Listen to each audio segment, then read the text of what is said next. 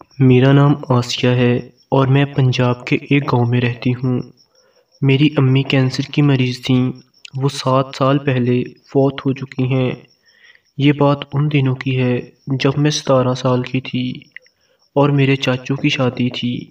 میرے چاچو کی شادی میں میری ملاقات میری پھپھو کے بیٹے طاہر سے ہوئی۔ شادی کے تیسرے دن ہی اس نے مجھے پرپوز کر دیا۔ میں نے کوئی جواب نہیں دیا کیونکہ ہمارا گھر اور میرے چاچو کا گھر تقریباً ساتھ ساتھ تھا۔ واپس فیصل آباد جاتے ہوئے وہ ہمارے گھر آیا اور بولا اب میں آپ کے گھر ہی رہوں گا۔ شام کو میں کھانا بنا رہی تھی۔ وہ میرے پاس آیا اور بولا آپ نے جواب نہیں دیا۔ میں نے کہا میں ایسے کاموں میں نہیں پڑتی۔ وہ بولا کیوں؟ اور ویسے بھی جو لوگ کراچی رہتے ہیں ان کا مجھے کوئی اعتبار نہیں۔ وہ بولا کیوں؟ کراچی والوں نے ایسا کیا کر دیا؟ اور میری تو سائیاں اور فدائیاں سب آپ کے ساتھ ہی ہیں۔ میں نے کہا میں نہیں مانتی۔ وہ بولا چلو منوا لیتے ہیں۔ اگلی رات وہ واپس چلا گیا۔ اس کے جانے کے کچھ دن بعد پھپھو کی کال آئی۔ ابو سے بات کر رہی تھیں۔ ابو نے پھپھو سے کہا میں آپ کو کل بتاؤں گا۔ ابو میرے پاس آئے، بولے آسیہ تمہاری پھپھو نے تمہارا رشتہ مانگا ہے طاہر کے لیے، تمہارا کیا خیال ہے؟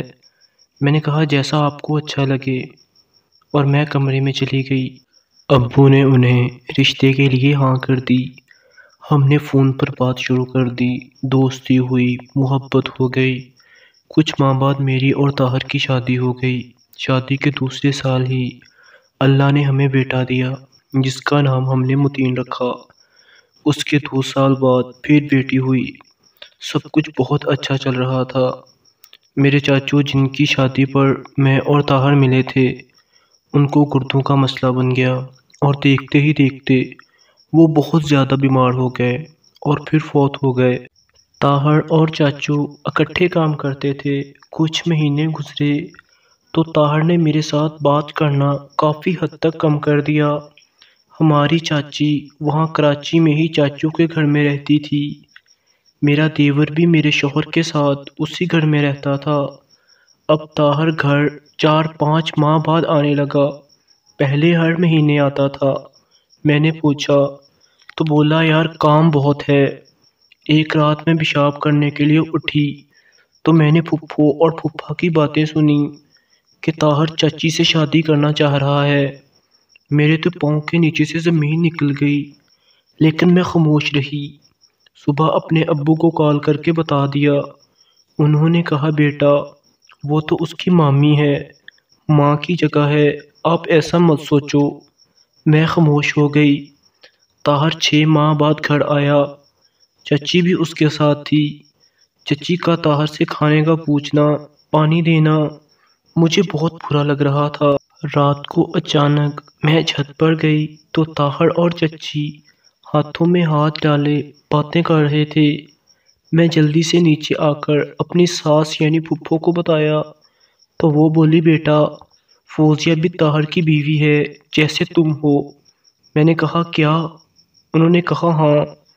آسیہ پتر آج تو ہمارے کمرے میں سو جانا، ادھر طاہر اور فوزیہ سو جائیں گے۔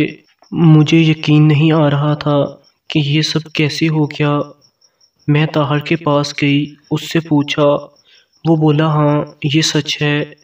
میں بہت روئی، کال کر کے ابو کو بتایا۔ اگلے دن میرے ابو وہاں آئے تو طاہر ان سے پہلے ہی فوزیہ کو لے کر واپس کراچی چلا گیا۔ اس کے بعد وہ 2 سال گھر نہیں آیا۔ میں نے بچوں کو ساتھ لیا اور ابو کے گھر آ گئی۔ میری تو جو زندگی خراب ہونی تھی ہو گئی۔ مجھے اب اپنے بچوں کی فکر تھی۔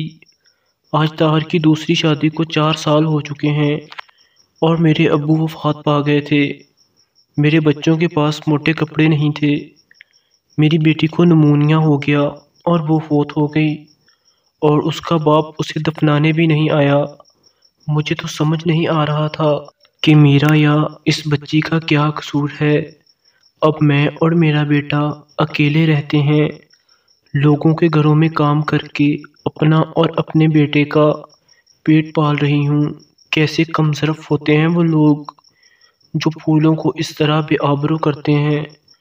اولاد کے لیے لوگ تڑپ رہے ہیں اور کچھ اولاد کو دھتکار رہے ہیں۔ دوستو کیسی لگی یہ ویڈیو آپ کو؟ کمنٹ میں ضرور بتائیے گا۔ والسلام۔